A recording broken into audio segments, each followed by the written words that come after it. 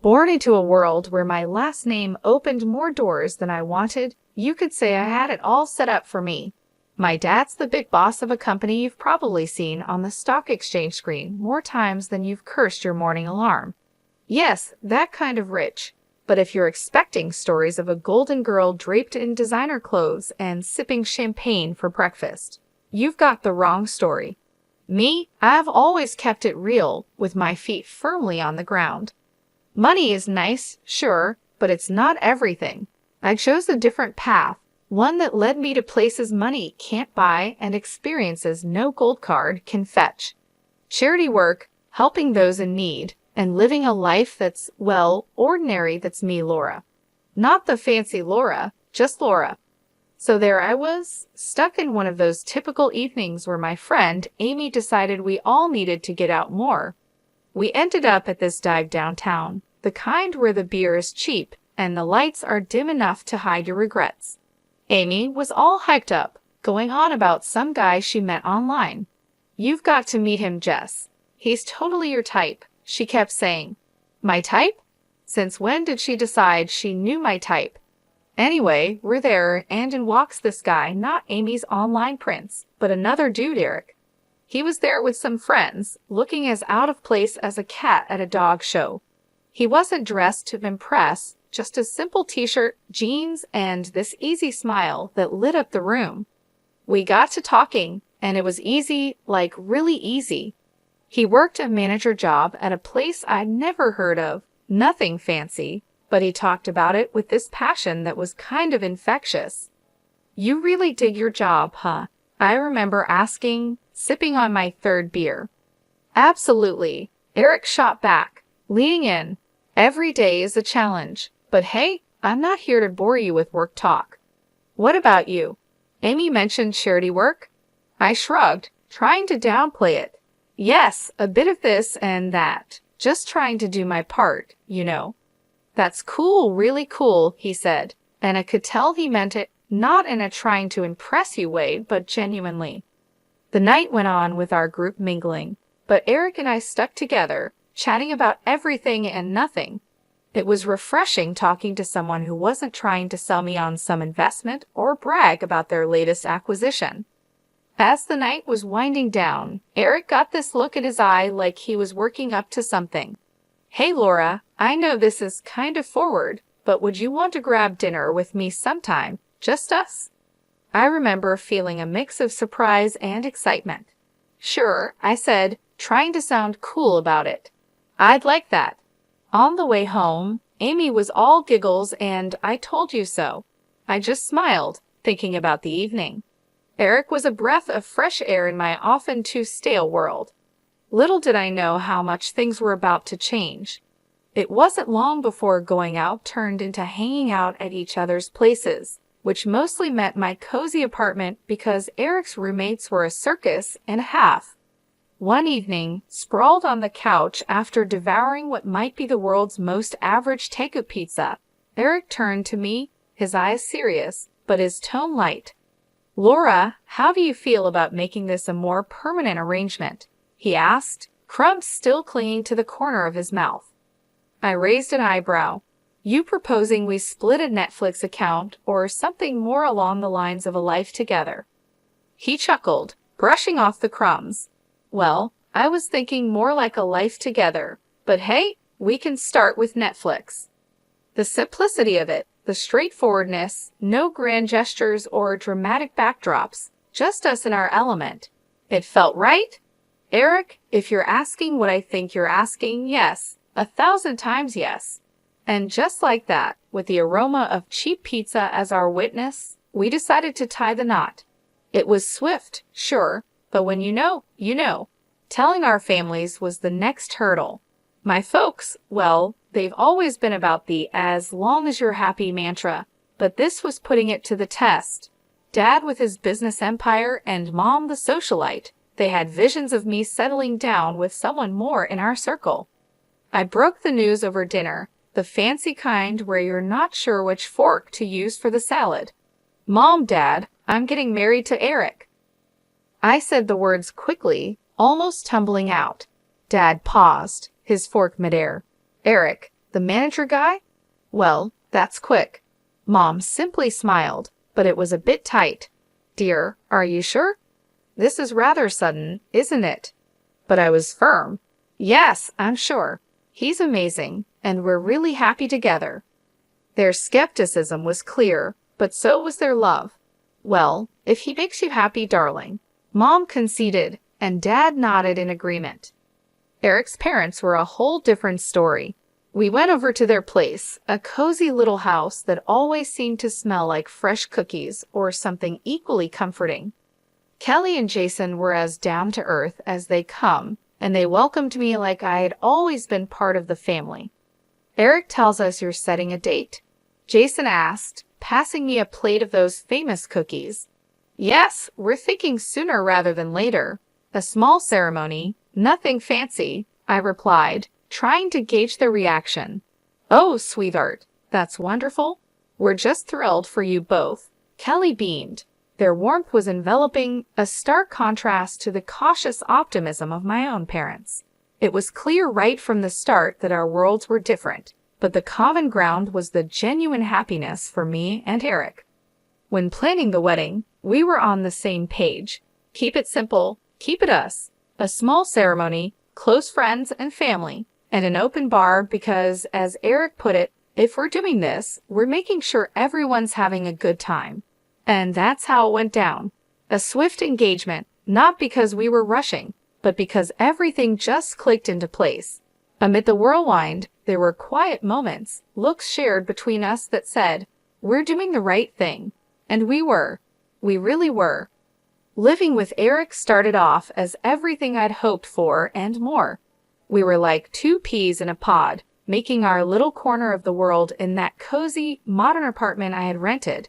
It was ours, filled with love, laughter, and a ton of takeout containers because, let's face it, neither of us were winning any awards in the kitchen.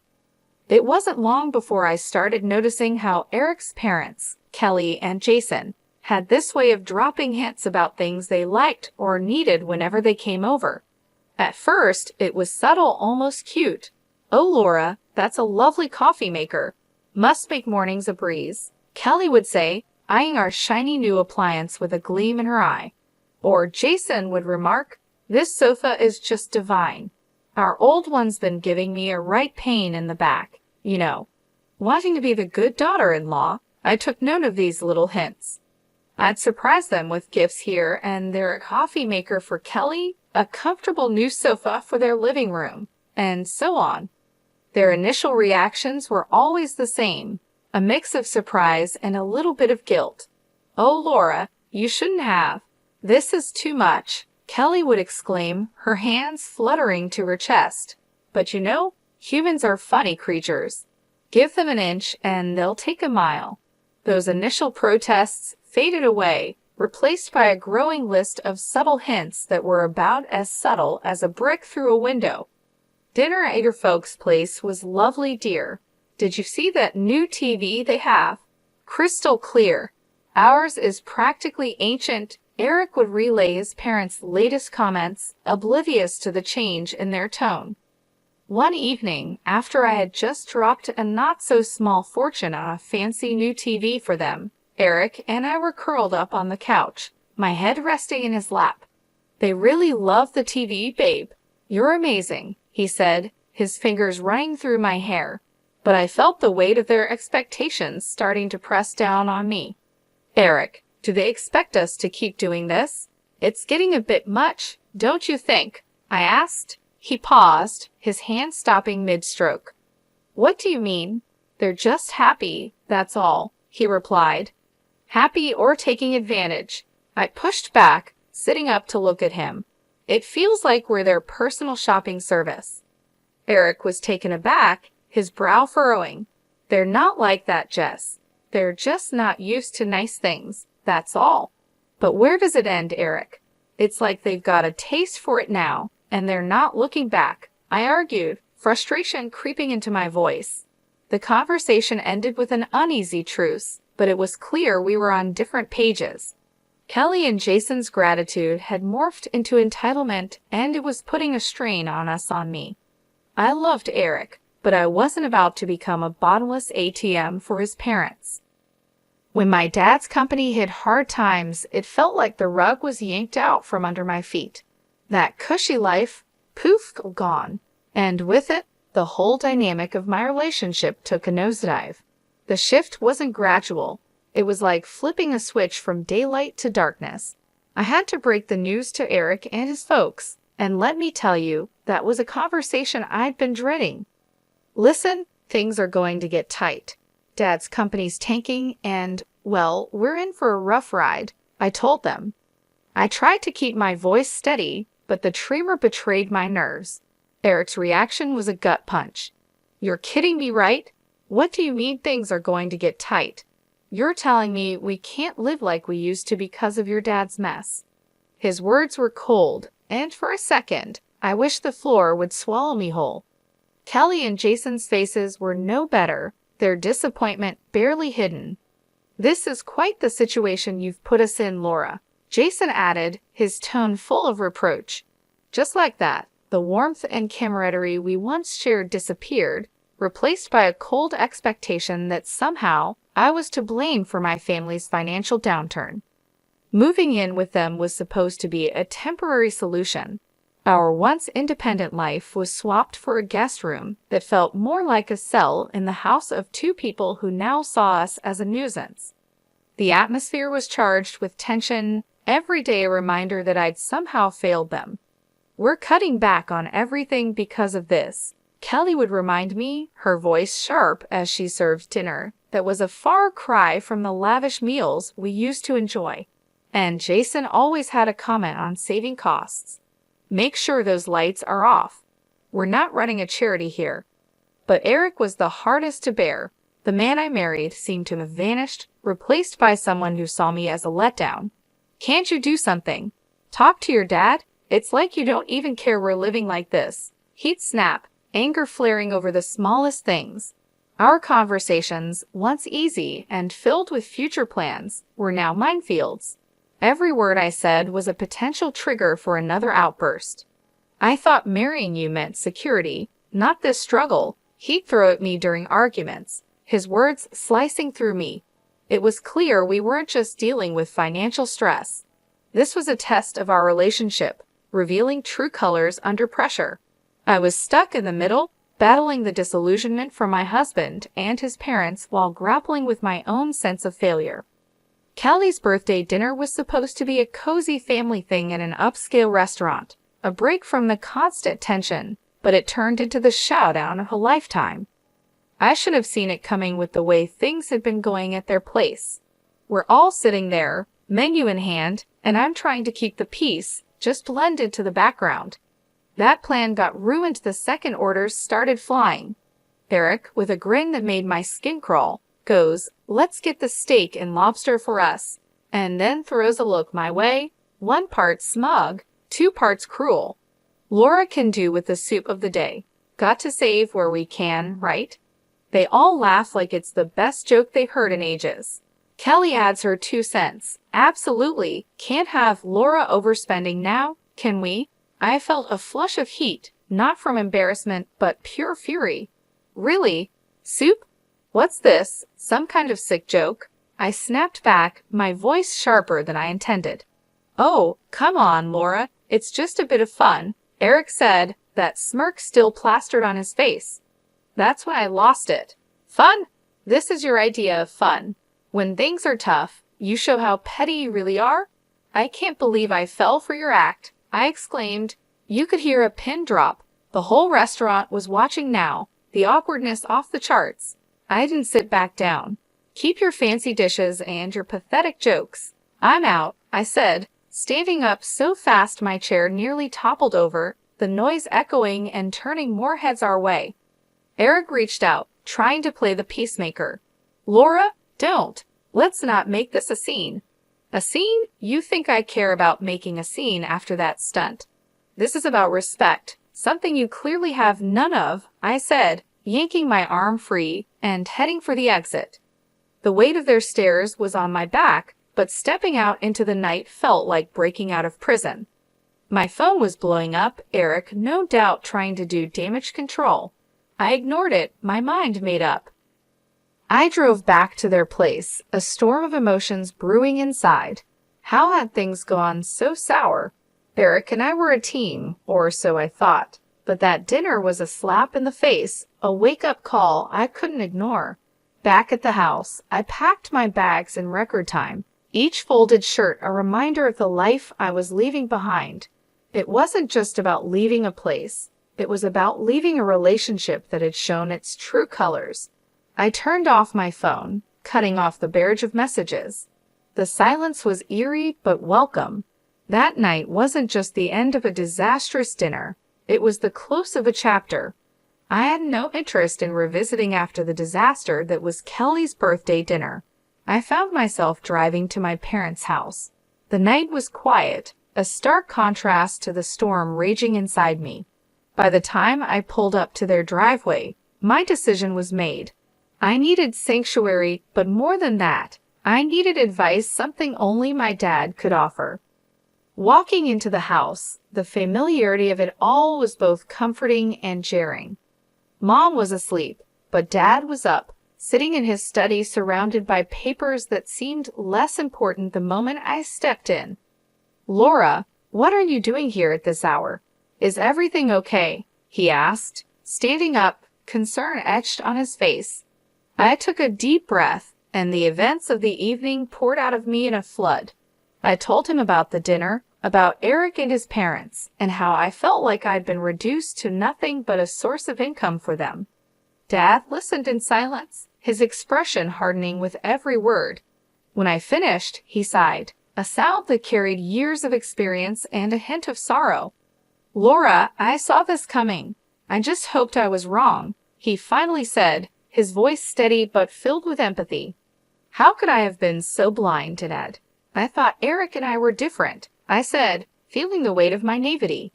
He walked over, putting an arm around my shoulders. "You wanted to see the best in him and them. There's no fault in that. But people show their true colors in tough times. It's a hard lesson, but an important one." I nodded, the reality of his words sinking in. "But what do I do now? I can't go back there. You'll stay here for starters. As for the rest, we'll figure it out together," he assured me, his confidence a balm to my frayed nerves. Then he shared something that took me by surprise. "You know, the company situation isn't as dire as it seems. We're actually on the verge of a breakthrough." It was a strategic move, a way to weed out the opportunists. I stared at him, stunned. "So you mean to say we're not broke?" He chuckled, a sound that was part relief, part amusement. Far from it, but it was important to see who would stick around when the chips were down. Unfortunately, Eric and his family showed their true selves. The revelation was a lot to process. My anger towards Eric and his parents was now mixed with a sense of vindication. They had revealed their true motives and, in doing so, had freed me from a future of manipulation and deceit. "Dad, I don't know whether to be relieved or furious," I admitted. "Probably a bit of both," he said, giving me a reassuring squeeze. "But the important thing is you're free to make a better future for yourself." I admit it, the emotions battling inside me were both. "It's okay, but remember this experience has taught you something invaluable about people and their intentions. Use it, learn from it," he advised, grounding me. Walking up to Kelly and Jason's house the next day felt like heading into the lion's den. I was ready for a showdown, but nothing could have prepared me for the cold reception I got. Eric was standing there, divorce papers in hand, with a look that could only be described as triumphant disdain. "Here you go, let's get this over with," he said, practically shoving the papers at me. His parents were hovering behind, barely containing their glee. Finally getting rid of the freeloader, Kelly snickered and Jason nodded in agreement, a smug smile plastered across his face. Eric joined in. "Yes, turns out you're just an ordinary dummy without your daddy's money. Thought you'd cry, but guess what? We don't need a tearful mess around here." Their words stung, but not in the way they expected. I felt a bizarre mix of anger and liberation. I looked at the papers, then at them, and without a word, signed where I needed to. As I did, their smiles widened, thinking they'd won, but I had the last laugh. Pulling out a newspaper from my bag, I slapped it down on the table with more force than necessary. "Thought you might find this interesting," I said, my voice dripping with unrestrained satisfaction. The headline screamed about my dad's company making a monumental comeback, profits soaring higher than ever. Watching their faces drain of color was a sight I'd pay to see again. Kelly and Jason's smugness vanished, replaced by shock, then desperation. Eric's arrogance crumbled, leaving him looking like a child who just lost his favorite toy. Kelly suddenly switched gears, stepping towards me with arms wide open. "Oh, my sweet girl, it's all a big misunderstanding. Let's hug it out." Jason, ever the opportunist, chimed in. "Let's not rush things. Sit down, have a coffee, and we can talk this through." And Eric, oh Eric, he was the picture of regret. "I was wrong, okay. We can fix this. I want to make everything right, please." Their sudden change of heart was almost comical. Almost. I couldn't help but laugh, a deep, hearty sound that felt cleansing. "You three are something else, you know that. But here's a news flash for you. I'm done. Done with the lies, the manipulation, and the so-called family that only values me for my bank account." I turned to leave, their protests and pleas fading into the background. They called after me, a mix of desperation and disbelief in their voices, but I didn't look back. Not this time. After the spectacle at Kelly and Jason's house, I was done not just with them, but with the whole sorry saga that had become my life. I needed a fresh start, a clean slate. So I took some time at my parents' place, getting my head and heart back in the game. One afternoon, a couple of weeks after the divorce was finalized, I was out for coffee with Amy, my ever-supportive friend who had been there through it all. "Girl, you look like a weight's been lifted," she commented, sipping her latte. I laughed, feeling lighter than I had in months. "You have no idea. It's like I can finally breathe again," I said. Amy leaned in, her expression turning serious. "So what's next for you, Jess? You have a clean slate now." I thought about it, stirring my coffee absent-mindedly. "I'm not sure, but I'm excited to find out. Maybe I'll travel, pick up some of the charity work I had to put on hold. As for love," I paused, giving her a rueful smile. "I think I'll give that a miss for a while. Just make sure you're doing what makes you happy, okay? You deserve it after all that drama," she said, reaching over to squeeze my hand. "Thanks, Amy. That's the plan." Not long after that conversation, my phone started buzzing with calls and messages from Eric. He was pleading, saying he had changed, that we could start over. His parents even got in on the act, sending messages filled with apologies and invitations to talk things over. Sitting in my room, phone in hand, I couldn't help but laugh. The sheer audacity was almost admirable. Almost. I typed out a response, one I've been mulling over for days. "Eric, moving on means moving forward, not going back to what broke you. I wish you all the best, but this is where our path ends for good. Take care." Hitting send felt like closing the final chapter of a book I'd been stuck in for too long, and just like that, I was ready to start writing a new one. The next few months were a blur of activity.